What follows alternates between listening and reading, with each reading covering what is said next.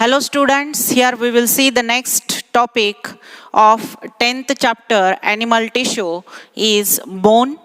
In last lecture we have seen structure of cartilage and types of cartilage. Here we will see bone, structure of bone.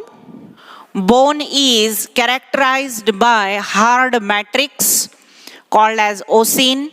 Because it is made from osine, so it is called as osine. Like cartilage, which is made from chondrine, so called as chondrine. Here it is made from osine. So this hard matrix is called as osine. Osine is made up of mineral salt hydroxyapatite, Ca10PO4,6OH twice. Because of this mineral salt hydroxyapatite, this matrix become rigid, hard. Outer membrane of bone is tough, called as periosteum, which encloses matrix. Matrix is not leaked because of this periosteum. It is covered, it is enclosed by periosteum. Like cartilage, which is covered by perichondrium, here bone covered by periosteum. Blood vessels and arteries pierce through this periosteum. Arteries which supply oxygenated blood, veins which drain out deoxygenated blood, all are pierced through this periosteum. Bone matrix is arranged in concentric layers called as lamellae. These layers, these concentric layer of matrix called as lamellae, means inside the periosteum there is a number of lamellae, means concentric arrangement of matrix. Each lamellae consists of fluid filled space called as lacunae. Fine canals radiates from the lacunae called as canaliculi, which connect adjacent lamellae which traverse through the matrix and connect two lamellae with each other. Lamellae consist of fluid filled spaces called as lacunae. Each lacuna consists of osteoblast, which is active bone cell, osteocytes, which is inactive bone cell, or osteoclast are present in the lamellae. Osteoblast is active bone cell because it divide and form osteocytes, so called as active cells, and osteocytes not divide, so it is called as inactive cells. And osteoclast is a large multinucleated cell which absorb bone matrix. When calcium deficiency occurred in body, osteoporosis occur, means damage of these bones. This damaged bone matrix is absorbed by these osteoclast cells. Means this lacuna consists of three types of cell: osteoblast, which is active bone cell; osteocyst, which is inactive bone cell; and osteoclast is large multinucleated cell which absorb bone matrix. याच्या आधीच्या लेक्चरमध्ये पाहिलं आपण cartilage मध्ये जो matrix असतो तो jelly like viscous असतो, सेमी सॉलिड असतो, परंतु बोन मध्ये मॅट्रिक्स हा हार्ड आहे, रिजिड आहे. या मॅट्रिक्सलाच ओसिन म्हणतात. जसं तिकडे आपण कॉन्ड्रिन म्हटलं होतं मॅट्रिक्सला, तसं इथे ओसिन म्हणतात. या मॅट्रिक्स मध्ये मिनरल्सचे सॉल्ट असतात हायड्रॉक्सीॲपेटाइट सारखे, Ca10PO4,6OH ट्वाइस ज्याचा फॉर्म्युला आहे. मिनरलचे सॉल्ट्स हायड्रॉक्सीॲपेटाइट सारखे याच्यामध्ये डिपॉझिट झाले म्हणून हे मॅट्रिक्स हार्ड असतं, रिजिड असतं. या मॅट्रिक्सला, या आतल्या हार्ड मॅट्रिक्सला बाहेरून कव्हर करतं हे टफ मेम्ब्रेन. हे आउटर मेम्ब्रेन जे टफ आहे याला एनक्लोज करतं मॅट्रिक्सला. या मेम्ब्रेनला पेरिओस्टियम म्हणतात. जसं आपण कार्टिलेजमध्ये पाहिलं होतं पेरिकॉन्ड्रियम आउटर कव्हरिंग, तसं इथे आउटर कव्हरिंग जे एनक्लोज करतं मॅट्रिक्सला त्याला आपण म्हणतो पेरिओस्टियम. या पेरिओस्टियमच्या थ्रूच ब्लड वेसल्स आतमध्ये जातात आर्टरी सारख्या आणि व्हेन्स बाहेर पडतात. म्हणजे या पेरिओस्टियमलाच या ब्लड वेसल्स पियर्स करतात आणि आतमध्ये घुसतात, छिद्र पाडून आत जातात. बोनचं मॅट्रिक्स हे होमोजेनियस नाही आहे, ते कॉन्सेंट्रिक लेअरमध्ये अरेंज्ड झालेलं आहे. ह्या कॉन्सेंट्रिक लेअर्सला मॅट्रिक्सच्याच लॅमिली म्हटलं जातं. ह्या नंबर ऑफ लॅमिलीज आहेत, त्या अरेंज्ड झाल्या कॉन्सेंट्रिक लेअरमध्ये. याच्या सेंटरला असते हॅव्हर्सियन कॅनाल, ज्या हॅव्हर्सियन कॅनालमध्ये आर्टरी एनक्लोज असते, व्हेन्स आणि नर्व्स एनक्लोज असतात. आणि याच्या भोवती, या हॅव्हर्सियन कॅनालच्या भोवती कॉन्सेंट्रिक लेअर असतात मॅट्रिक्सचे, ज्याला आपण लॅमिली म्हणतो.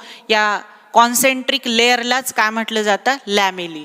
आणि हे जे स्ट्रक्चर आहे असा, मध्यभागी हॅव्हर्सियन कॅनाल आणि त्याच्या भोवती हे कॉन्सेंट्रिक लेअर ऑफ मॅट्रिक्स, यालाच म्हटलं जातं हॅव्हर्सियन सिस्टीम. तर अशा प्रकारे हे जे मॅट्रिक्स आहे हे कॉन्सेंट्रिक लेअरमध्ये अरेंज्ड आहे. या कॉन्सेंट्रिक लेअर्सलाच काय म्हणतो आपण, लॅमिली. प्रत्येक लॅक्युनामधून फाईन कॅनल्स रॅडिएट झाल्या आणि या कॅनल्सलाच काय म्हणतो आपण, कॅनलिक्युली. ह्या कॅनलिक्युली ह्या दोन लॅमिलीला एकमेकांशी कनेक्ट करतात, लॅक्युनाला एकमेकांशी कनेक्ट करतात, शेजारच्या लॅमिलीला एकमेकांशी कनेक्ट करतात, ह्या मॅट्रिक्समधून ट्रॅव्हल्स करतात, याच्या थ्रू पास होतात मॅट्रिक्सच्या थ्रू आणि ॲडजसंट लॅमिलीशी कनेक्ट होतात.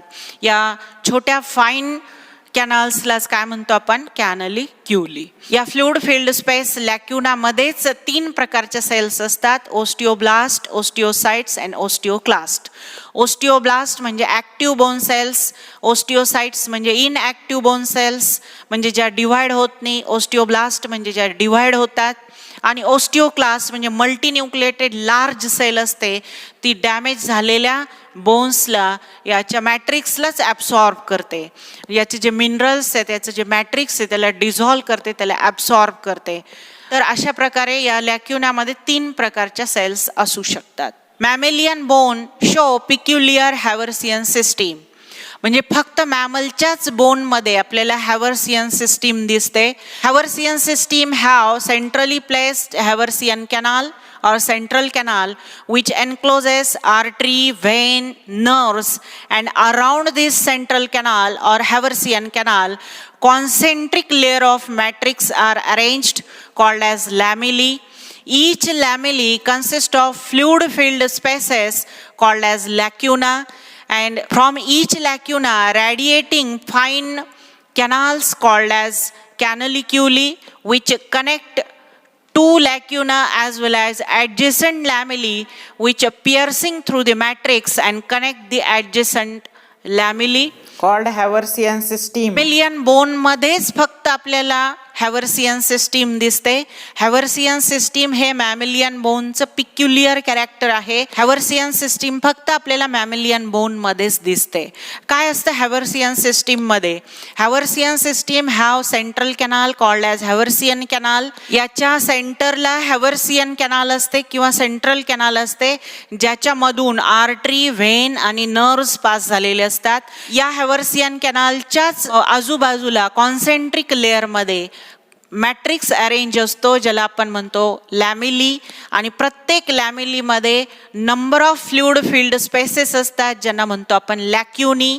या फ्लुइड फिल्ड स्पेसेसलाच काय म्हणतो आपण, लॅक्युनी. या प्रत्येक लॅक्युनापासून फाईन कॅनल्स रॅडिएट होतात, ज्यांना आपण कॅनलिक्युली म्हणतो. ह्या कॅनलिक्युली ॲडजसंट लॅक्युनाशी कनेक्ट होतात, प्लस या ॲडजसंट लॅमिलीशी कनेक्ट होतात. या मॅट्रिक्सच्या थ्रू ट्रॅव्हल्स करतात, पास होतात मॅट्रिक्समधून आणि शेजारच्या लॅमिलीशी कनेक्ट होतात. या स्ट्रक्चरलाच हॅव्हर्सियन सिस्टीम म्हणतात. According to presence of matrix, bones are of 2 types, compact bone and spongy bone. Compact bone is in the long bone shaft region. This bone is a compact bone, and on terminal end epiphyseal bones are spongy bone. याच्या मॅट्रिक्सच्या टाईप्सवरून बोनचे परत 2 types पडतात. एक आहे compact bone आणि दुसरा आहे spongy bone. Compact bone हा लॉंग बोन मधला हा जो शाफ्ट आहे, हा कशापासून तयार झालेला या कॉम्पॅक्ट बोन पासून. आणि याचं जो इपिफॅजियल पुढचं जे टोक आहे, मागचं जे टोक आहे, याच्यामध्ये स्पॉन्जी बोन असतो. काय फरक आहे कॉम्पॅक्ट आणि स्पॉन्जी बोन मध्ये? या स्पॉन्जी बोन मध्ये हॅव्हर्सियन सिस्टीम ॲब्सेंट आहे. There is no Haversian system. Matrix is not arranged in concentric layer. Reticular matrix arranged in trabeculae. Spongy bone मध्ये हॅव्हर्सियन सिस्टीम ॲब्सेंट असतात. इथे या स्पॉन्जी बोन मध्ये याचं जे मॅट्रिक्स आहे हे रेटिक्युलर मॅट्रिक्स आहे आणि ते ट्रॅबिक्युलीमध्ये, इथे स्पेस दिसतो आपल्याला, ट्रॅबिक्युलीमध्ये एअर स्पेस असतो. रेटिक्युलर मॅट्रिक्स ट्रॅबिक्युलीमध्ये अरेंज होतं, ज्याच्यामध्ये स्पेस असतो. ज्याच्यामध्ये स्पेस आहे अशा बोन्सलाच आपण स्पॉन्जी बोन म्हणतो.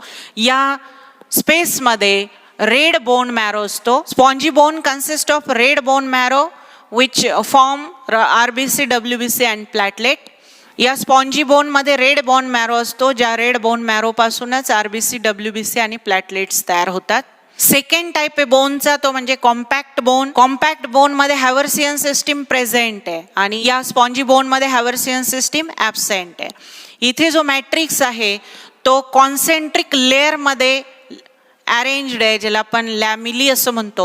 विदाउट स्पेस, मध्ये कसलाही स्पेस दिसत नाही, अगदी कॉन्सेंट्रिक लेअर आहेत लॅमिलीचे, जवळजवळ आहेत. कॉम्पॅक्ट बोन म्हणतो आपण याला.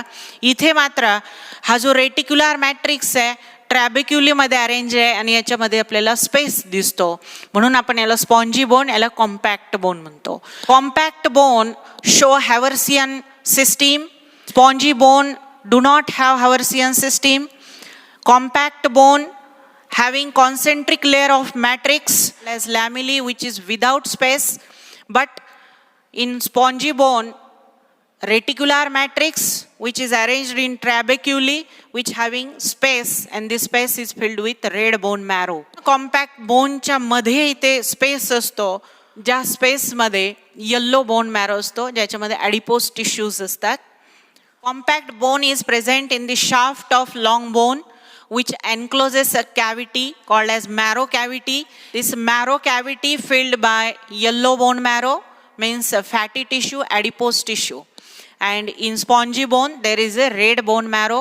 Red bone marrow produces RBC, WBC and platelet, and this yellow bone marrow is the source of energy. This is the detailed structure of bone. Thank you.